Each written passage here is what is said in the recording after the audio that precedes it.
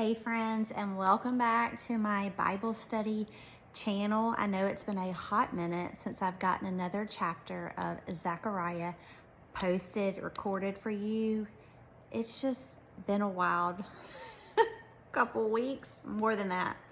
But anyway, we are going to pick up in chapter 12. We left off finishing up chapter 11, and chapter 12 is surprisingly short, but it is packed full of so much prophecy. As you know, Zechariah has so much prophecy, and it's one of the hardest books in the Bible to understand, that we may not fully understand until it actually happens, right? So the title of chapter 12 is Jerusalem's Enemies to be Destroyed, okay?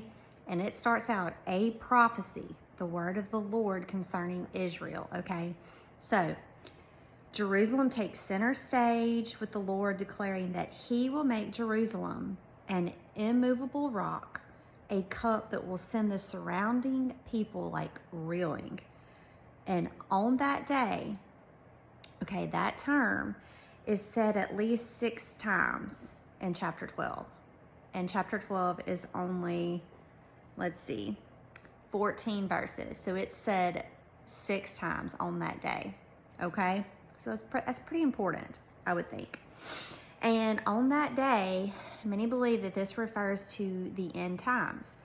It's the tribulation or the end of this age. And many believe that the tribulation is that 7-year period of kind of a transition time.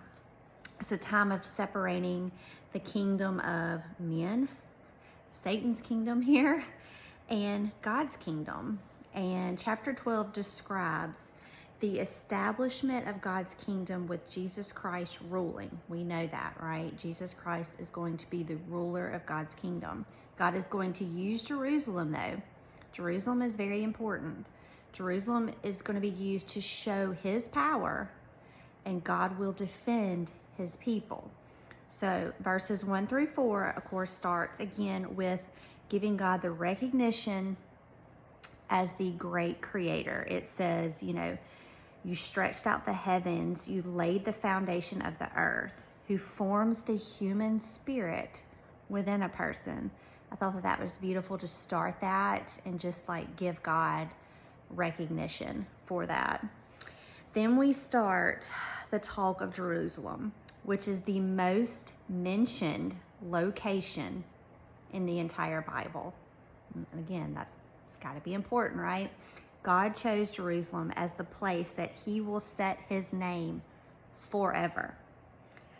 And if you look at 2 Chronicles chapter 6, verse 6, and then chapter 33, verse 7, again, that was 2 Chronicles. And then you look at Psalms chapter 46, verse 4, verse 48, and chapter 87, verse 3 in Psalms can give you some clues or some facts about Jerusalem as being the place that he will set his name forever. So those were just some scriptures that I had found in my studies. Thought that would be useful. Definitely check those out if you want some more biblical facts there. And he also chose this place to be where Jesus would go through the crucifixion and the resurrection. And God has always promised to protect Jerusalem. It says he will make Jerusalem like a stone. Okay, just picture this huge stone, an immovable stone, one that can't be moved for all nations, no matter who comes before it, no matter who tries to remove it, break it up, tear it down, hop over it. It says that it will not be moved for all nations. And this one location affects the entire world. Okay, in those scriptures, it's all nations. So even though we're talking about a place across the pond, us here in America, if you're watching in the United States, this is referring to us as well. So then verses 5 through 9, it goes into God will empower his people. So he's gonna give like some supernatural power from what I'm understanding. So not only will he deliver Israel through himself, but also like do it himself. Like he doesn't need anybody else, right? He can do it all on his own. But he's also going to empower like the governors and the people of Jerusalem, supernaturally empowered to defend the city.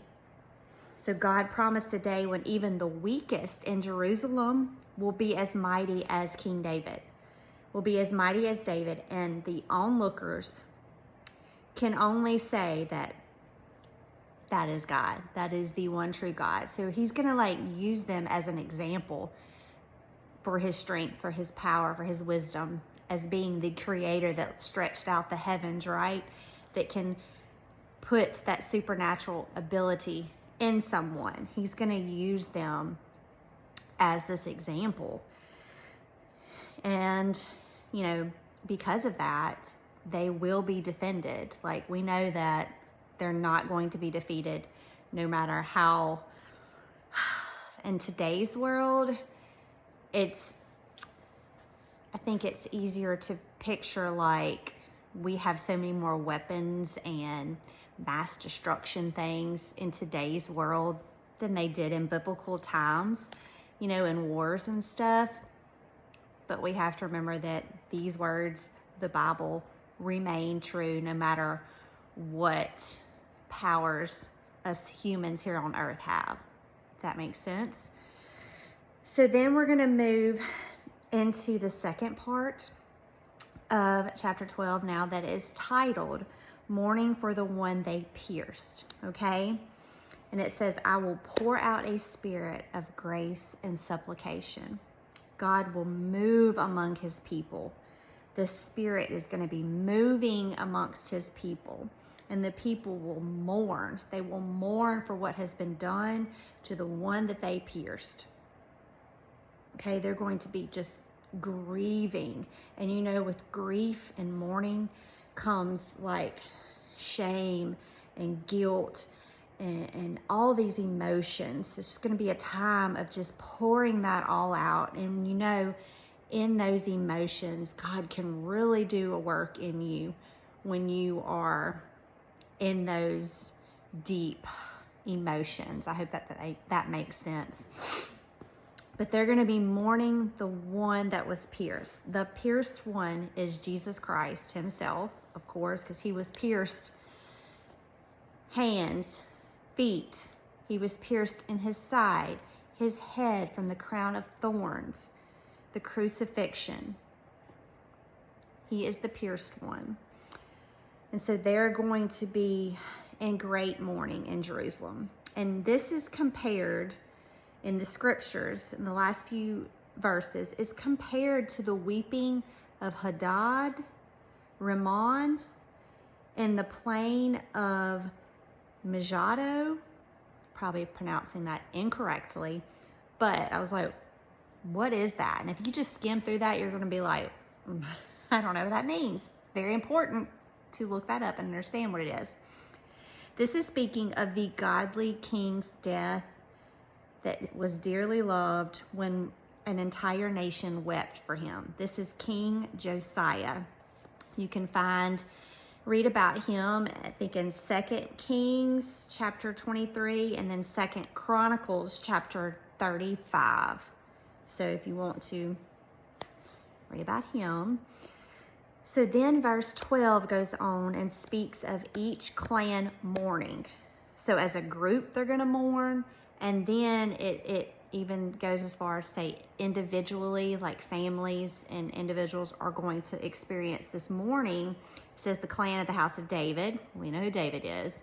The house of Nathan. I was like, who is the house of Nathan? And Levi and Shimei. So I had to do some digging with that. So Nathan, this is the son of David. Kind of forgot about that. A brother to Solomon. The house of Levi. This was a priestly family that is basically first mentioned in this chapter. That's what I found. Now, if you have some more information on that, I'd love to know.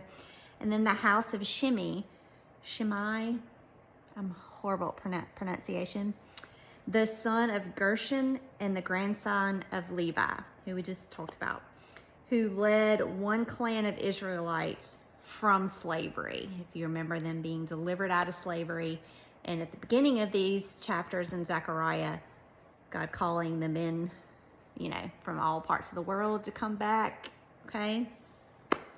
So, and it is said, and I mentioned this earlier, that all this will be taking place during that transition time of the tribulation, the 7 years.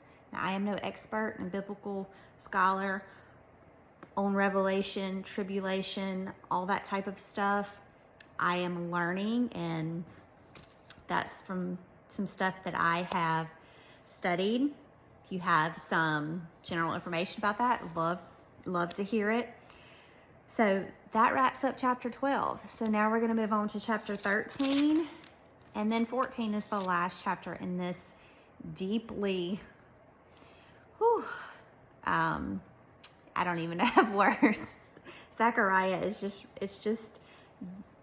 it's been so good. It has been so good. I love the Old Testament, so I'm going to continue sharing. So if you haven't subscribed to the channel, please do that. Share this with somebody else.